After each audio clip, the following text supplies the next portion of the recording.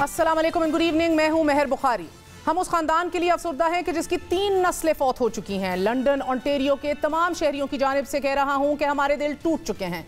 ये अल्फाज कनाडा में लंदन शहर के मेयर के हैं। कनाडा के सूबे ओंटारियो में पाकिस्तानी निजात मुसलमान खानदान के 4 अफराद को जिस बेदर्दी से ट्रक तले रोन दिया गया, इस पर हर दर्द दिल रखने वाला इंसान दुखी है।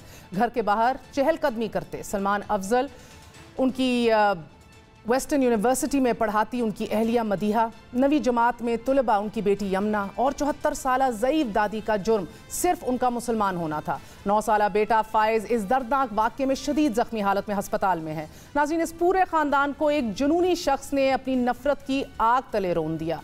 इस्लाम की नफ़रत में पूरी दुनिया से इस वाक़े पर शदीद रद्द अमल सामने आ रहा है।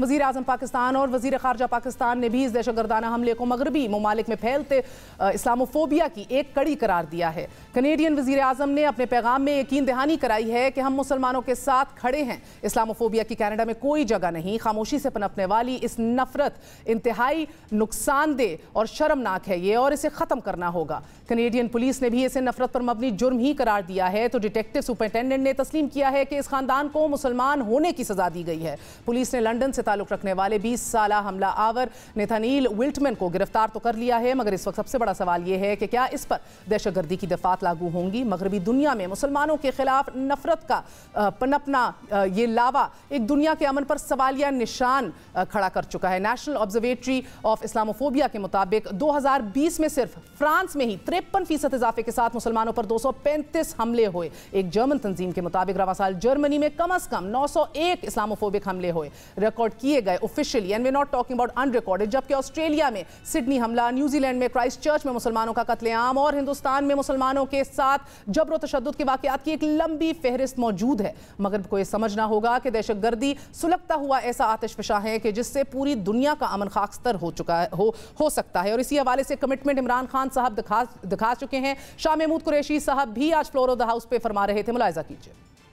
जो हमारी उम्मा है उसे यकजा करना चाहिए और इस पर हमें एक लाएमल मुरतब करना चाहिए। अकेला पाकिस्तान आवाज़ उठाता है तो वो इतनी मौसर नहीं होगी। अगर हम सब मिल के आवाज़ उठाते हैं तो वो मौसर होगी। हमारे साथ मुस्तकिल नुमाइंदा पाकिस्तान अक़वाम मुत्तहिदा मुनीर अकरम साहब मौजूद हैं। मुनीर साहब अस्सलाम वालेकुम, thank you very much Indeed for joining us. Sir, 3 नस्लें एक गो के अंदर ख़त्म हो गई, एक ही ख़ानदान के अंदर। It is a long list. Shah Mahmood Qureshi साहब का ये मानना है कि ये वन ऑफ इंसिडेंट नहीं है, ये एक ट्रेंड है। इस्लामोफोबिया एक ट्रेंड बन चुका है। वजूहात क्या हैं? ये जो इस्लामोफोबिया का जो फिनोमेना है वो तो काफ़ी अरसे से जारी है कुछ सोसाइटीज़ में, और 9/11 के बाद में ज़्यादा इस पे ताकत हुई है।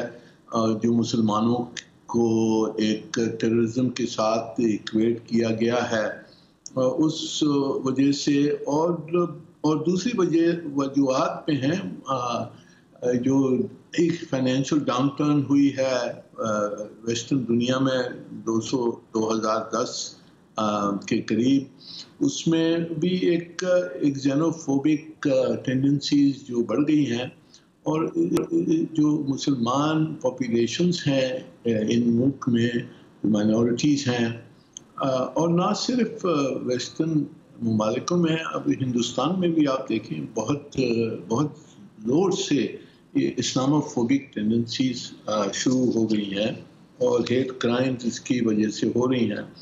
तो इस्लामी दुनिया ने इसके ऊपर तवज्जो दी है, इस मसले को उठाया है अक़वाम मुत्तहिदा में और दूसरे इदारों में।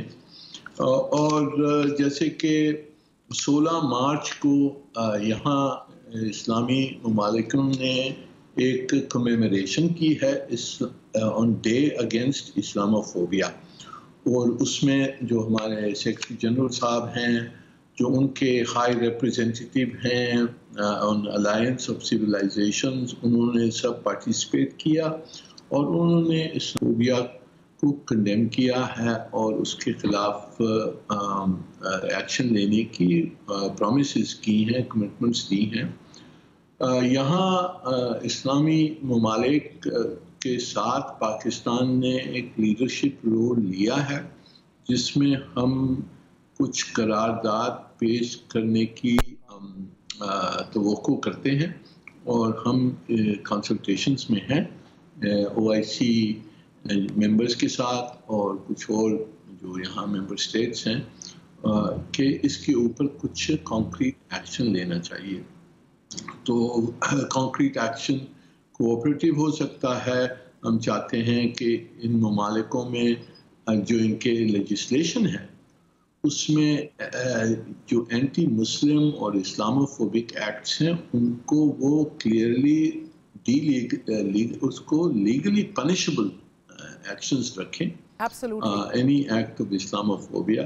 तो ये हमारी कोशिश जारी है, इंशाअल्लाह यहाँ से कुछ हम फैसले निकालेंगे। मिस्टर एम्बेसडर, हम देख रहे हैं कि कुछ सियासी लीडरान जो हैं, and I am talking internationally, खुली सियासी इस्लामोफोबिक पॉस्चरिंग अपनाते हैं, डंके की चोट पे अपनाते हैं। हम इस तरह की लेजिस्लेशन भी देखते हैं बुर्के के खिलाफ, हिजाब के खिलाफ। I mean talk about France, Belgium, Austria, Germany, Italy, Netherlands, Norway, Spain, ये सब कुछ हमें देखने को मिल रहा है। हम लीडरान की सतह पे क्या कर सकते हैं इसे काउंटर करने के लिए? बिकॉज जब ये ऊपर से आएगा, I mean that's whole different ball game. जी देखिए, फ्रांस में उनकी जो अंदरूनी हालात हैं उसको देखने की ज़रूरत है। वहाँ राइट विंग बहुत एंटी मुस्लिम राइट विंग जो उनकी FN पार्टी है वो उसने बहुत तेज़ी से सपोर्ट हासिल की है और जो उनके मौजूदा पॉलिटिकल लीडरान हैं वो उसको रिस्पॉन्ड कर रहे हैं अपनी पोजीशन को बचाने के लिए। तो ये हमने समझना चाहिए।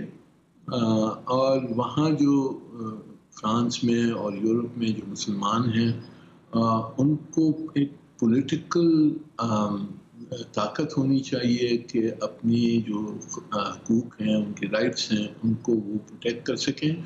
और उनको OIC का मॉरल सपोर्ट तो है, पॉलिटिकल सपोर्ट भी है, पर इस मसले को हमने बड़ी समझ सोच के काउंटर करना चाहिए। मिस्टर एम्बेसडर, अदम बर्दाश्त का ऑफ कोर्स एक पैमाना लबरेज हो गया। आज फ्रांसीसी सदर को भी थप्पड़ मार दिया एक शख्स ने। मगर द फैक्ट रिमेंस के अगर आप मुस्लिम उम्मा में देखें, इमरान खान, तैयब अर्दोगान, महातीर मोहम्मद, ये सारे लीडरान इस हवाले से, इस्लामोफोबिया के हवाले से बहुत पैशनेट हैं, जज्बात रखते हैं, बात करते हैं। लेकिन sir, you are leading the charge on Islamophobia. आपका नाम लेके बात की जाती है, यू आर लीडिंग इट। तो मुझे बताइए कि कैसे जांचा जाएगा कि आपने एग्जैक्टली अचीव क्या किया अभी? International day to combat Islamophobia unto itself तो इज नॉट इनफ। पैल्पेबली रियल अगर मैं आपसे पूछूं इकदामात और अचीवमेंट्स क्या हैं, वो क्या होंगी?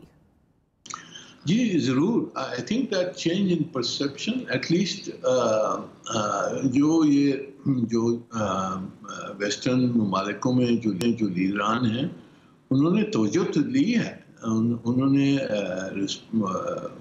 रिकग्नाइज किया है कि इस्लामी दुनिया में इसकी रिएक्शन हुई है और इसीलिए वो हमसे यहाँ बातचीत करने के लिए तैयार हैं कि वो चाहते हैं कि इसका कोई कोऑपरेटिव कंसेंसस से कोई हल निकला जाए, कोऑपरेटिव अप्रोच हो, कॉन्फ्रंटेशन ना हो वगैरह वगैरह।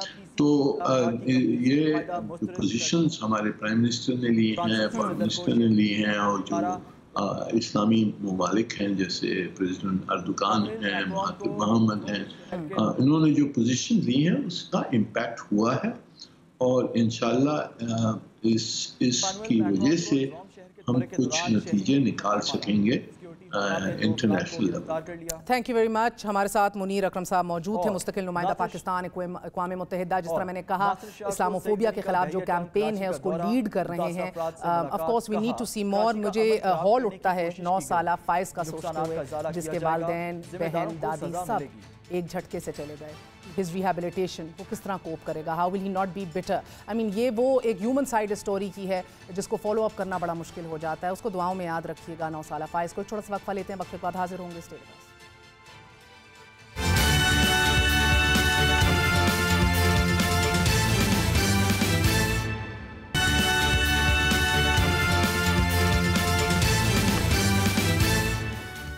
पार्लियामान से तवातर के साथ वजीर आजम की गैर हाजिरी पर अपोजिशन चिल्ला रही है। आज शाहिद खाकान अब्बासी फरमा रहे थे कि रेलवे का इतना हौलनाक सानेहा हो गया मगर वजीर आजम ऐवान में नहीं आए। جس ملک کا وزیر اعظم اتنے بڑے حادثے پر 5 منٹ قومی اسمبلی آ کر اس ملک کے عوام سے معافی نہیں مانگ سکتا، آپ اس سے توقع کرتے ہیں تو ملک کی بہتری کے لیے کام کرے گا؟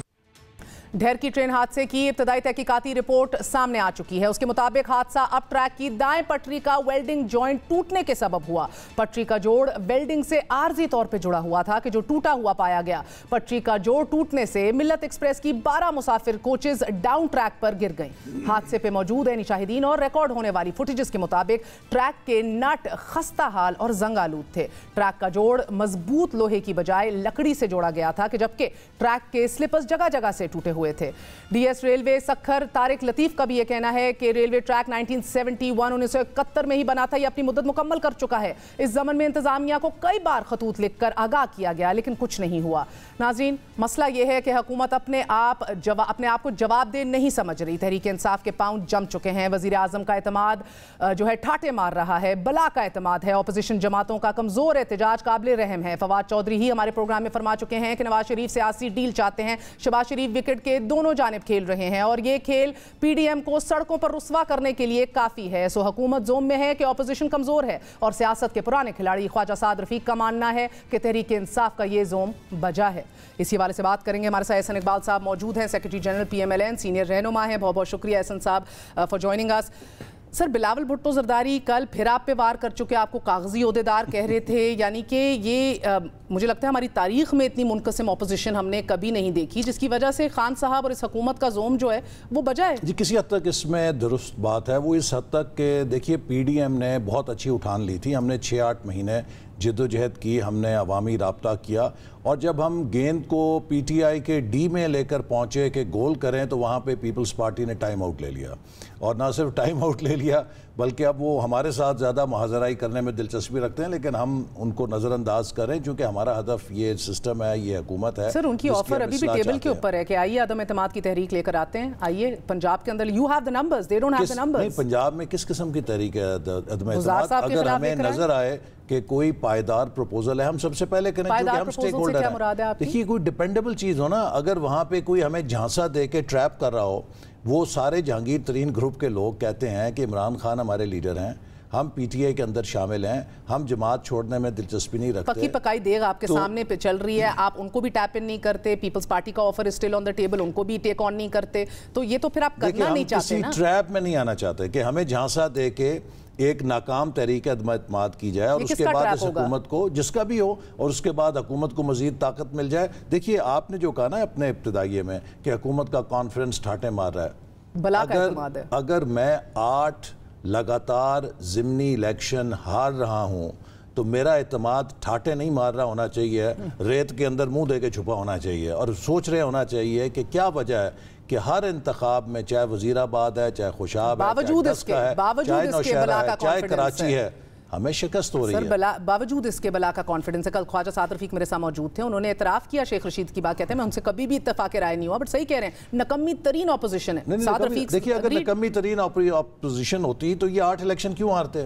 اپوزیشن نے عوامی رائے کو موبلائز کیا تو یہ 8 الیکشن آ رہے نا۔ اتنی اچھی اپوزیشن بھی نہیں ہے، یا جو حکومت میں تبدیلی لانا چاہ رہی ہے، 2.25 سال بھی مکمل ہوتے دکھائی دے رہے ہیں۔ دیکھیے، وہ اس لیے کہ یہ اپنا وقت مکمل کریں گے۔ دیکھیے، اس کا آپ کہہ نہیں سکتے، کسی وقت بھی کوئی جب حکومت اس حالت میں ہو جائے حادثہ ہو سکتا ہے۔ یہ حکومت اپنی طاقت پہ قائم نہیں ہے، یہ وینٹیلیٹر پہ ہے۔ جب تک وہ وینٹیلیٹر رہے گا، یہ رہے گی، جس دن وینٹیلیٹر کی تار اتر گئی یا پائپ اتر گئی، 2.25 سال بعد اترے گی، آپ دیکھیں گے، جب بھی اترے، اس سے پہلے اترنے کی امید ہے، جب بھی مگر اس میں آپ لوگوں کا کردار کوئی نہیں ہوگا۔ لیکن دیکھیے، نہیں، وہ اس لیے کہ وہ وینٹیلیٹر بھی تب اترے گا جب رائے عامہ کے آگے، اب دیکھیے ان کے گناہوں کا بوجھ کس پہ پڑ رہا ہے۔ لوگ، آپ میرے ساتھ چلیے، گاؤں میں چلیے، دیہات میں چلیے، جو پٹھے کاٹنے والا ایک سادہ دیہاتی ہے، آج وہ بھی برا بھلا عمران خان کو نہیں کہہ رہا، وہ ہمارے قومی اداروں کو ڈسکس کر رہا ہے۔ یہ ایک لمحہ فکری ہے ہم سب کے لیے، تو اس لیے یہ حکومت اس طرح زیادہ دیر سر، آپ جو گارنٹیز مانگ رہے ہیں کہ ہمیں گارنٹی ملے تو ہم عدم اعتماد، لیکن آپ کس سے گارنٹی چاہتے ہیں؟ گارنٹی دینے کی پوزیشن میں کون ہے سسٹم کے اندر؟ جو دینے والے ہیں، تو پھر آپ ان سے بات کرنا چاہتے ہیں؟ ہم تو آئین کی بات کر رہے ہیں، ہم تو کہتے ہیں اس ملک کو آئین پہ چلائیں، ہم تو کہہ رہے ہیں کہ اس ملک کو آئین پہ چلائیں، آزاد منصفانہ الیکشن کریں۔ اور دیکھیے، میں آپ کو اس کے الیکٹرل ریفارمز کے لیے بھی آپ بیٹھنے کو تیار ہیں؟ ہم تیار ہیں، ای وی ایم مشین کے اوپر بھی ہم تیار ہیں، ہم نے کہا الیکشن کمیشن کے پاس بیٹھیں، حکومت اپنا اعتماد کھو بیٹھی ہے, حکومت سے کوئی بات کرنے کے لیے تیار نہیں ہے. آئین کے تحت مینڈیٹ ہے الیکشن کمیشن آف پاکستان. آج آپ پارلیمان سے آ رہے ہیں نا سر, جی کیوں جاتے ہیں اس پارلیمنٹ میں؟ وہ تو ہماری مجبوری ہے, کیونکہ پارلیمان ہے, چاہے وہ نام کی ہے, ہمیں لوگوں نے مینڈیٹ دیا ہے, ہم نے وہاں جا کے زبردستی بھی بات کرنی ہے. لیکن کیا پارلیمنٹ میں قانون سازی ہوتی ہے؟ 50 سے زیادہ آرڈیننس آ چکے ہیں, 700 ارب روپے کی ٹیکسیشن آرڈیننس کے ذریعے ہو چکی ہے. پارلیمنٹ کو تو انہوں نے بے وقت کر دیا. المیہ یہ ہے سر کہ جس پارلیمنٹ کو آپ بے وقت کہہ رہے ہیں اس میں بیٹھنا بھی ہے, الیکشنز لڑنے بھی ہیں, جس سسٹم کو مانتے نہیں ہیں, اس حکومت کے ساتھ بیٹھ کے آپ کو اصلاحات لانی پڑیں گی. there is no way out. جی بالکل, ہم بیٹھنے کے لیے تیار ہیں. الیکشن کمیشن کے پاس چلیے, جن کے پاس آئینی مینڈیٹ ہے فیئر اینڈ فری الیکشن کرانے کا. بات کیجئے, پھر الیکشن کمیشن کے بعد جائیے. کنسنسس ہوگا, اس کے لیے بعد ہم پارلیمنٹ میں لیجسلیشن کے لیے آئیں گے. دیکھیے ہم یہ کہہ رہے ہیں پارلیمان میں ان کے ساتھ نہیں بیٹھیں گے, آپ کو تھرڈ پارلیمنٹ میں آپ مجھے بتائیے نا جو بھی کنسنسس ہوا ہے. بگ کوسچن سر, بجٹ 3 دن دور ہے, اب فقط 3 دن رہ گئے ہیں. آپ کی ابھی تک اپوزیشن جو ہے وہ فری فائر کر رہی ہے, کوئی بائیں کوئی دائیں, کوئی ایک دوسرے کے اوپر, کوئی کاغذی کہتا ہے, کوئی کسی کی ہائٹ کے بارے میں تذکرہ کر رہا ہے. I mean it's just ridiculous. The fact remains at this time کہ آپ لوگوں کو تو سر جوڑ کے بیٹھ کے ایک حکمت عملی مرتب کر لینی چاہیے تھی اس ٹائم تک. دیکھیے جہاں تک بجٹ کا تعلق ہے اس کے اوپر ساری اپوزیشن یکجا ہے, اور لیڈر آف اپوزیشن نے اشاعیہ دیا تھا جس پر ساری اپوزیشن نے ابھی تک کوئی ملاقات نہیں ہوئی. نہیں, سب نے مل کر فیصلہ کیا, اور جب بجٹ پیش ہوگا ہم بجٹ کے خلاف مزاحمت مل کر کریں گے انشاءاللہ تعالی. اگر کسی نے کوئی ان کو بیل آؤٹ دینے کی کوشش کی تو وہ بھی قوم کے سامنے آ جائے گا. کسی سے بیل آؤٹ کس طرح کی بیل آؤٹ دے سکتے ہیں؟ مقصد یہ کہ کسی طرح کی انہوں نے اگر ان کے لیے نرمی دکھائی یا اپوزیشن کے اتحاد میں رکھنا ڈالا. آپ کو لگتا ہے کہ گرینڈ ڈائیلاگ کی ضرورت ہے اس ملک میں؟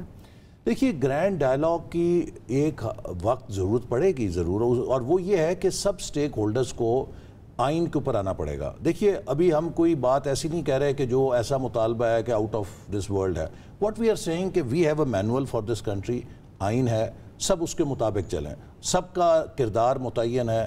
جب بھی آپ آئین سے ہٹیں گے, اس سے ڈیویٹ کریں گے, اس ملک کو مسئلہ ہو جائے گا. آئین سے ہٹ رہا ہے, کوئی ڈیویٹ کر رہا ہے اس وقت؟ بالکل آئین سے ہٹ کے چل رہا ہے. جب 2018 کا الیکشن جو ہے وہ آئین کے اوپر نہیں ہوا, لہٰذا یہ جو سسٹم کی بنیاد آج تک نہیں ہوا. شاید کاکان عباسی صاحب بھی کہتے ہیں since the birth of Pakistan ابھی تک کوئی الیکشن شاید دیکھیے 2013 کا الیکشن تھا اسے سپریم کورٹ نے انویسٹیگیٹ کیا تھا. سر وہ وقت کب آئے گا گرینڈ ڈائیلاگ کے لیے؟ اب آگے آنا چاہیے. اب آ گیا شہباز شریف صاحب کو بھی لگتا ہے آ گیا ہے. 2023 کا الیکشن یا اس سے پہلے کا الیکشن, میں یہ سمجھتا ہوں کہ پاکستان کو اگر ہم نے بچانا ہے جلد از جلد ایک نئے فیئر اینڈ فری الیکشن کی ضرورت ہے. چونکہ 2018 کا جو تجربہ ہے وہ فیل ہو گیا ہے. لہٰذا اگر آپ نے نیا الیکشن کرنا ہے, کیا ایک مزید کانٹروورشل الیکشن کرنا ہے یا نان کانٹروورشل الیکشن کرنا ہے؟ نان کانٹروورشل تب ہوگا. سر آج آپ کا بیانیہ جو ہے, and I don't want to put you in an awkward position, but آپ کا بیانیہ شہباز شریف صاحب کے قریب تر ہے. آپ نے گولیاں بھی کھائی ہیں, آپ نے ریاست کے اندر ریاست دیکھی ہے, ایز انٹیریئر منسٹر اپنے آپ کو چیلنج ہوتے دیکھا ہے, دروازے بند ہوتے تھے, you've seen it all. So you do feel کہ وقت صحیح ہے گرینڈ ڈائیلاگ کے لیے, مگر اپنی جماعت کے اندر جو قوتیں ہیں جن کو, یا جو آوازیں ہیں جن کو لگتا ہے کہ نہیں یہ وقت نہیں ہے, پاور ٹاکس ٹو پاور, مزاحمت ہوگی, کب تک چل سکتی ہے؟ جو مزاحمت اور مفاہمت کا سوال نہیں ہے, نہ اس میں نواز شریف صاحب کے بیان میں اور نہ شہباز شریف صاحب کے بیان میں کوئی فرق ہے. شہباز شریف صاحب بھی وہی بات کر رہے ہیں, نواز شریف صاحب بھی وہی بات کر رہے ہیں. کیا ہے کہ آئین کے مطابق لوگوں کے حق کے حکمرانی کو تسلیم کریں, انتخابی مداخلت بند کریں. طریقہ کار میں اختلاف ہے نا, پہنچنا کیسے ادھر؟ طریقہ کار تو یہی ہے, ایک کہتا ہے مزاحمتی بیان سے کرو, ٹیک آن کرو, دوسرا کہتا ہے کہ بھی لیٹس آل سٹ ڈاؤن, ایک میز کے اوپر سارے سٹیک ہولڈرز بیٹھے ہیں, ایک آگے کا راستہ جو ہے وہ نکالتے ہیں, کاو آؤٹ کرتے ہیں. طریقہ کار پہ فرق ہے. دیکھیے there is no extreme path, کسی کے لیے بھی کسی کا یقین نہیں ہے. نواز شریف صاحب یہ نہیں کہہ رہے کہ ہم نے کوئی جنگ کرنی ہے, شہباز شریف صاحب یہ نہیں کہہ رہے کہ ہم نے کوئی سرنڈر کرنا ہے. ایک تو آپ لوگ آج کل اتنے ڈیفینسو پہ ہوئے ہوتے ہیں, پی ایم ایل این کے سارے لوگ, جن سے بات کرو, یہ میں یہ نہیں کہہ رہی, یہ ایشو بنا دیا گیا ہے. یہ کوئی ایشو نہیں ہے, نہیں ایشو ہے. میں آپ کو بتاؤں کہ پی ایم ایل این کے اندر صرف ایک ہی بیانیہ ہے, اور وہ نواز شریف صاحب کا بالکل ہے. سر اگر یہ ایشو نہیں ہے تو آپ کی ابھی تک 2 بیٹھکیں کیوں ہو گئی ہیں پی ایم ایل این کی نواز شریف صاحب کے زیر صدارت, جدھر یہ ایڈوائز لی جا رہی تھی کیا کریں؟ آپ کے بیشتر جو M N A's M P A's ہیں they don't want confrontation. وہ کہتے ہیں الیکشن سر ہماری تو ہر 15-20 دن کے بعد ایک بیٹھک ہوتی ہے. یہ 2 اہم بیٹھکیں لاسٹ 10 ڈیز کے اندر ہوئی ہیں جو رپورٹ ہوئی ہیں, جو اس کو ایکسیپٹ بھی کیا گیا. رانا تنویر صاحب میرے پروگرام میں آ کر کہہ گئے اٹس اباؤٹ ٹائم کہ نواز شریف صاحب جو ہیں وہ ہمیں ایک گائیڈنس دے دیں کہ ہم نے کیا کرنا ہے ایگزیکٹلی. رانا ثناء اللہ کے ہم نے کس کا نام لوں سر؟ all of you seem to be on the defensive right now. No one is on defensive, we are on the charge, and that is why we are winning. Where are you charging? And inshallah ta'ala you will see ابھی سیالکوٹ میں ایک اور مارکا لگنے والا ہے, وہاں پہ بھی جیتیں گے انشاءاللہ. چلے ٹھیک ہے, بچوں کی طرح لڑ رہے ہیں آپ لوگ. فواد چودھری صاحب کہہ رہے ہیں Who are you charging towards each other? Opposition अपने आप को नेस्तनाबूद करने के ऊपर। हम बच्चों की तरह नहीं लड़ रहे। फवाद चौधरी साहब ये मुल्क बच्चों की तरह चला रहे हैं और ये मुल्क तबाह कर रहे हैं। इस मुल्क को तकरीबन 3 सालों के अंदर इन्होंने 50% कर्जा जो पाकिस्तान की तारीख का लेके डबो दिया डेट ट्रैप के अंदर। और ये हमारी ख़तरा है कि पाकिस्तान के जो जियो स्ट्रेटेजिक इम्पेरेटिव्स हैं, पाकिस्तान को इकोनॉमिकली डेट ट्रैप में फंसा के हम पे ऐसी कंडीशनैलिटीज़ डाली जा सकती हैं कि जिससे हमारे नेशनल इंटरेस्ट सर अड्डों का देख लें, अमेरिकन अड्डों का पार्लियामान में बहस नहीं हो रही। आई मीन कुछ इश्यूज के ऊपर तो लगता है कि जैसे मुशर्रफ का दौर है। you are seconding me। I am seconding मैं यही कह रहा हूं, पार्लियामान को बेवकूफ करने में अगर इंडिया के साथ डायलॉग है तो वो हमें ब्लूमबर्ग से पता चलता है। अगर अमेरिका के साथ कोई डायलॉग हो रहा है तो वो हमें न्यूयॉर्क टाइम्स से या यूएस सेनेट की किसी टेस्टिमनी से पता लगता है। पाकिस्तान में हमें ऐवान के अंदर किसी स्टैंडिंग कमेटी को, किसी मुंतखब नुमाइंदे को नहीं पता। लिहाजा ये बहुत अहम मामला। दो आखिरी सवाल है सर, वक्त की किल्लत है। एक तो बताइए कि आपने ह्यूमन राइट्स कमेटी प्लेट में रख के हुकूमत वक्त को दे दी, क्यों दी है? ये किसका फैसला? देखिए ये फैसला इनफरादी है, पार्टी इसकी इंक्वायरी कर रही है। चूँकि पार्टी का ये फैसला था कि हमने ह्यूमन राइट्स कमेटी को अपने पास रखना है और अगर उसको किसी ने चेंज किया तो इनफरादी तौर पे किया और पार्टी इसकी एक्सप्लेनेशन एक्शन लिया जाएगा। बिल्कुल लिया जाएगा। And secondly and more importantly sir, आप लोग इधर बात कर रहे हैं असेंबली की, स्टैंडिंग कमेटीज़ की, आइन के मुताबिक चलने की, आवाम को जवाबदेह होने की। All this time while Nawaz Sharif साहब सिट्स अब्रॉड, अपने ग्रैंड सन्स का पोलो मैच देख रहे थे, वो he looked great in great spirits and is it fair? सही बात है, अच्छी बात है थर्ड टाइम प्राइम मिनिस्टर को इस तरह देखा जाए और इस मुल्क के अंदर मफरूर के इश्तिहार लग रहे हों, उनको बार बार देखिए आप मुझे बताइए कि बीमार होने के लिए ज़रूरी है कि आपको सांस की नाली लगी हो, आप आईसीयू के अंदर एडमिट हों। सीरियस जो पेशेंट्स हैं वो घर में भी रहते हैं, वो बाहर भी जाते हैं, लेकिन उनको बहुत, अब हासिल बजिंजो साहब हैं, जिस दिन उनकी डेथ हुई है उससे 15 दिन पहले तक वो मामूल की बैठकें कर रहे थे। लेकिन ही वॉज टर्मिनली इल, वो कैंसर के पेशेंट थे। आपको याद तो है, नवाज शरीफ साहब की जो हार्ट कंडीशन है, जो उनके प्रोसीजर्स हैं, जो ड्यू हैं, जब तक डॉक्टर्स उनको, देखिए एक मैं आपको सिंपल बात बताऊं मैं, जो हाई कोर्ट का फैसला उसमें लिखा गया है कि अगर हुकूमत को किसी वक्त ये तशवीश हो कि वो प्रोलॉन्ग कर रहे हैं तो हाई कमिश्नर के जरिए वो उनके मौलजीन से वेरीफाई कर लें। आज तक हुकूमत ने क्यों वेरीफाई नहीं किया? करें ना। आएंगे अगले इलेक्शन से पहले आ जाएंगे जी, इंशाल्लाह जरूर आएंगे, क्यों नहीं आएंगे। बहुत बहुत शुक्रिया, अल्लाह ताला उनको सेहत याब करे। अल्लाह ही आमीन। एक छोटा सा वक्फा लेते हैं, वक्फे के बाद हाजिर होंगे। Stay with us.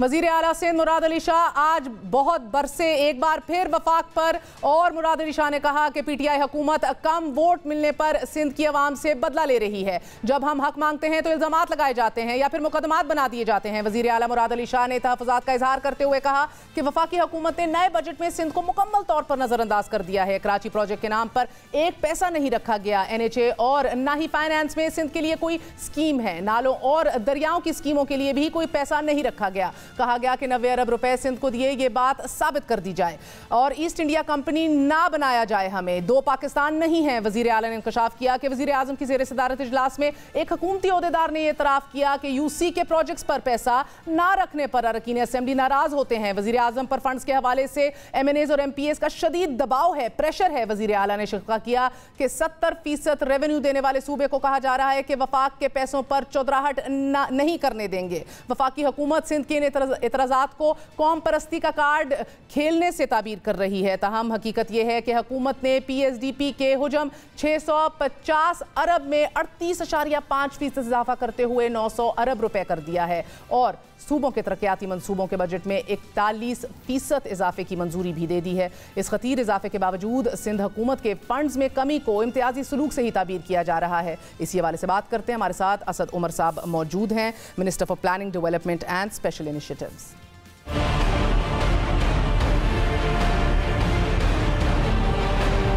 East India company न बनाए इधर, वी विल रेजिस्ट।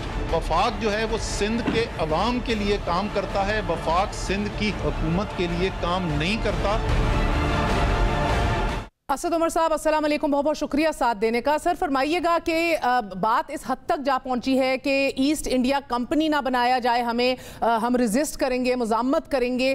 کیوں سندھ کو دیوار سے لگایا جا رہا ہے سر؟ جو 17 اسکیمیں ان لوگوں نے آپ کو فارورڈ کی، نئی اسکیمیں، ان میں سے ایک بھی آپ لوگوں نے پی ایس ڈی پی میں نہیں ڈالی بقول ان کے.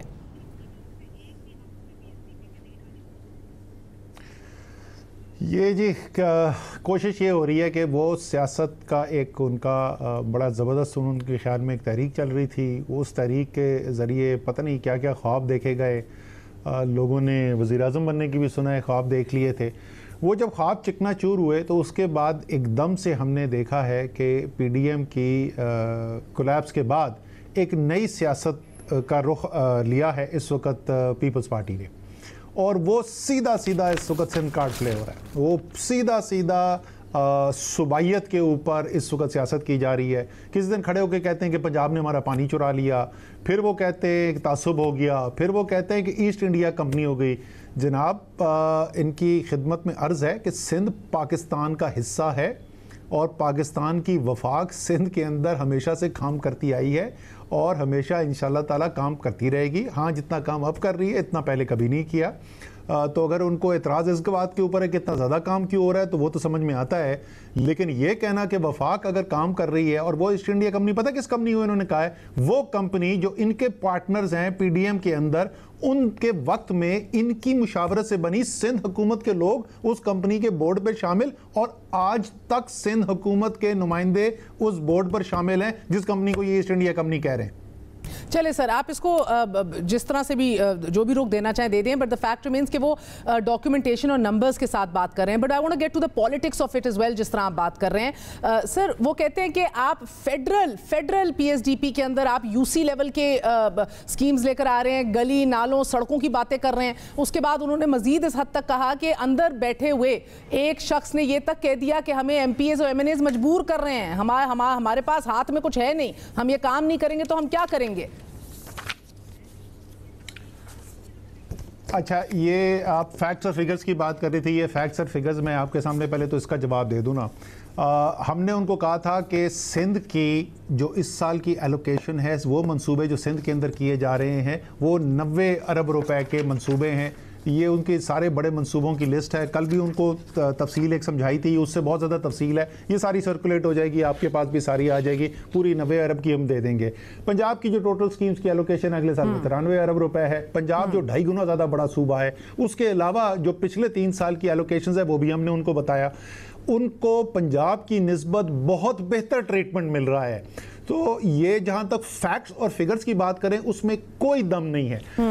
جن وہ 17 اسکیموں کی میں نے کل میٹنگ میں یہ سوال پوچھا تھا اور شوکت ترین صاحب نے بھی یہ سوال پوچھا تھا. ظاہر ہے شوکت ترین صاحب نے بھی کم میٹنگز اٹینڈ کی ہیں، میں تو اکثر میٹنگ اٹینڈ کیا. تو وہاں پہ نثار کھڑو صاحب بیٹھے تھے. میں نے کہا کھڑو صاحب ذرا بتائیں نا کون سی آپ کی اسکیم ہے جو ایکنک میں آئی ہے جو ٹرن ڈاؤن ہوئی ہو. پھر انہوں نے گلا کیا کھڑو صاحب نے کہ یہ این ای سی میٹنگ سے 3 دن پہلے تک ایکنک میٹنگ بلائی گئی اور یہ کتنا عجیب و غریب کام ہے. میں نے ان کو یاد دلایا کہ دوسرے نمبر پہ آپ اسکیمیں جو انہوں نے آپ کو فارورڈ کی تھی ان میں سے ایک کون سا پروجیکٹ ہے جو اس میں ڈالا جا رہا ہے؟ وہ کہتے ہیں سارے پرانے پروجیکٹس ہیں. اس کے بعد وہ کہتے ہیں سر کہ کوئی بھی ایک نیا project N H A portfolio کے اندر دکھائی نہیں دے رہا، ہاؤسنگ اینڈ ورکس میں دکھائی نہیں دے رہا. بڑے بڑے پروجیکٹس جو ہیں ان کے اندر آپ ان سے کمیونیکیٹ نہیں کر رہے، ان کی رائے نہیں لی جا رہی. آپ جتنا بھی کہہ لیں سیاسی طور پہ کہ دھیلے کا ان کے اوپر ٹرسٹ نہیں کرتے، بٹ دا فیکٹ ریمینز کی نمائندگی کر رہے ہیں سندھ کی حکومت کی، سندھ کے لوگوں کی، کراچی کے لوگوں کی، whether you like it or not.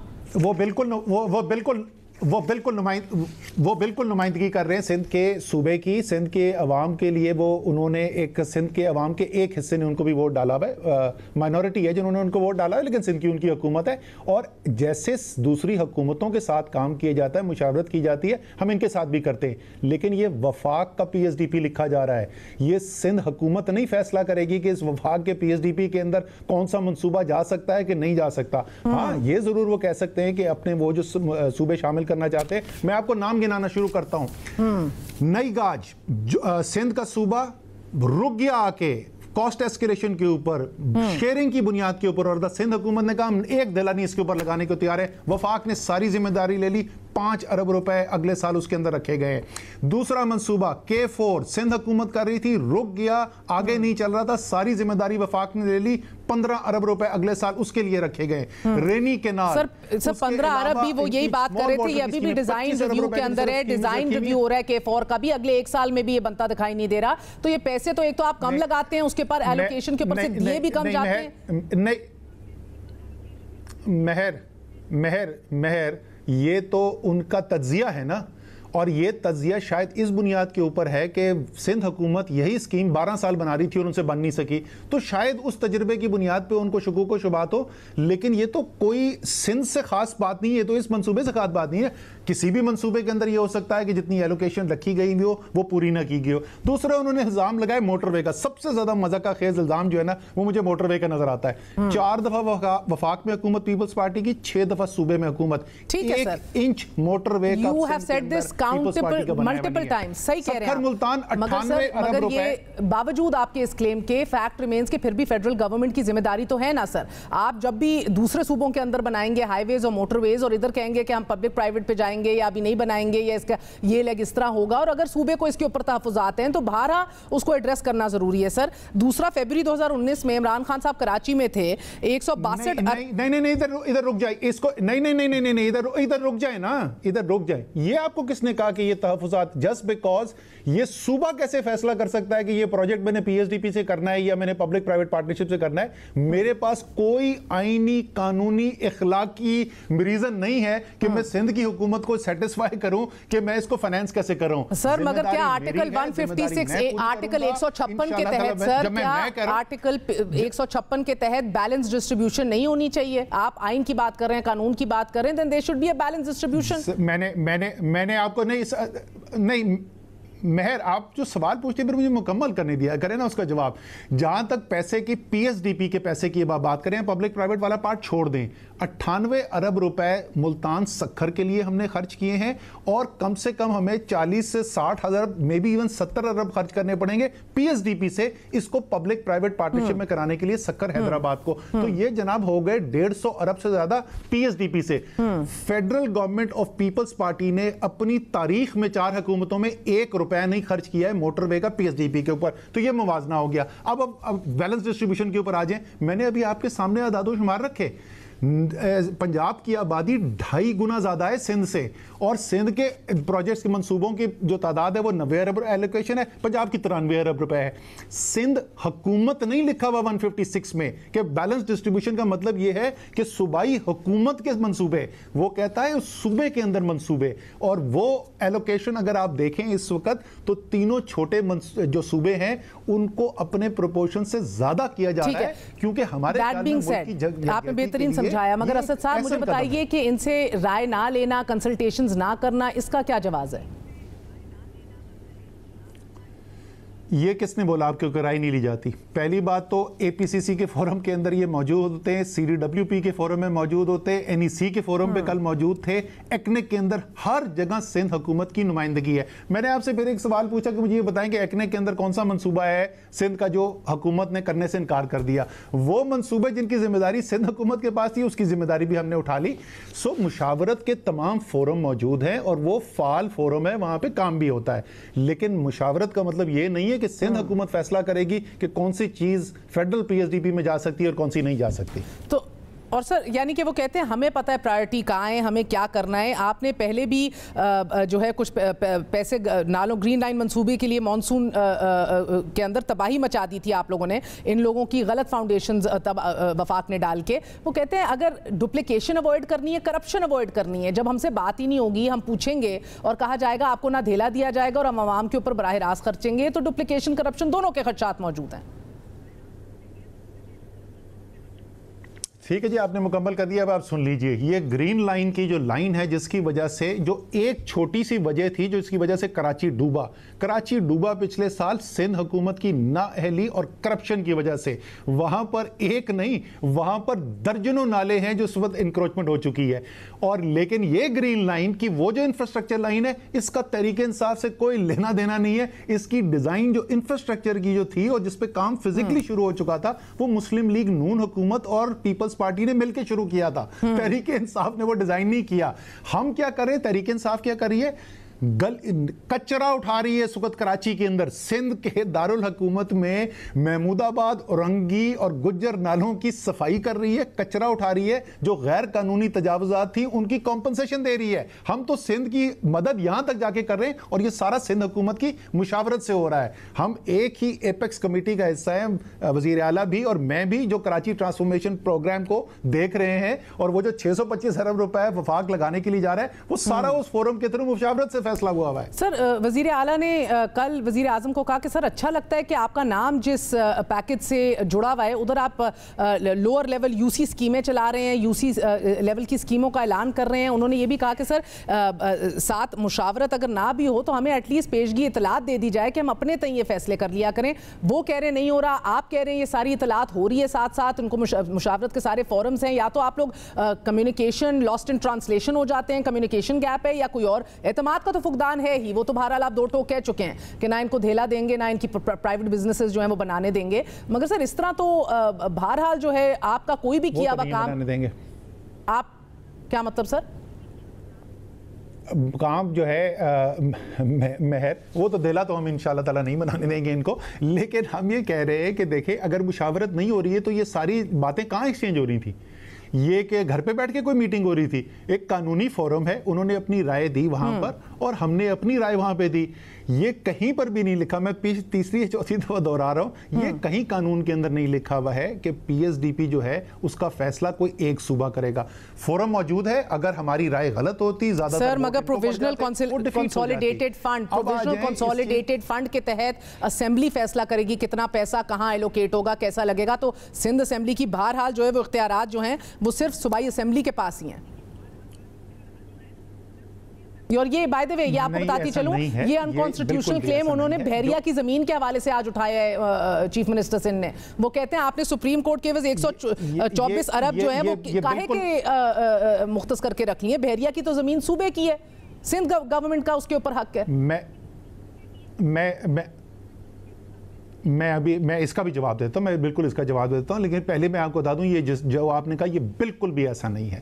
جو آئینی صورت طریقہ کار ہے وہ یہ ہے کہ نیشنل اکنامک کاؤنسل جو ہے وہ ریویو کرے گی اگلے سال کے ترقیاتی بجٹ کو. اس ترقیاتی بجٹ کی جو منظوری دے گی, وہ منظور شدہ جو بجٹ ہے وہ پیش کیا جائے گا پارلیمان کے اندر, وفاقی پارلیمان کے اندر, اور وہ ووٹ ڈال کے یہ فیصلہ کریں گے. اس کے اندر تو سینٹ کا بھی کوئی لینا دینا نہیں ہے, یہ تو 100% قومی اسمبلی کا اختیار ہے, اور کسی صوبائی اسمبلی کا یا ایون سینٹ کا اس کے اندر اختیار نہیں ہے. جہاں تک بحریہ کی بات ہے, ایک سپریم کورٹ نے بینچ بنایا ہے, وہ بینچ جو ہے وہ انہوں نے خود, یہ ہم نے نہیں کہا, یہ سپریم کورٹ نے کہا ہے کہ ایک وفاق کا اس کے اندر نمائندہ نومینیٹ کریں, ایک جو ہے وہ نمائندہ نومینیٹ کیا جائے گا صوبے کا, یعنی گورنر اور چیف منسٹر ایک ایک نام لیں گے, وہ ساتھ بیٹھیں گے اور وہ ساتھ بیٹھ کے یہ فیصلے کریں گے. یہ فیصلہ سپریم کورٹ کا ہے. اگر وہ سپریم کورٹ کو سمجھتے ہیں کہ آئین ان کو نہیں پتا تو یہ خیر ان کی مرضی ہے, یہ وفاق کا کوئی فیصلہ نہیں ہے.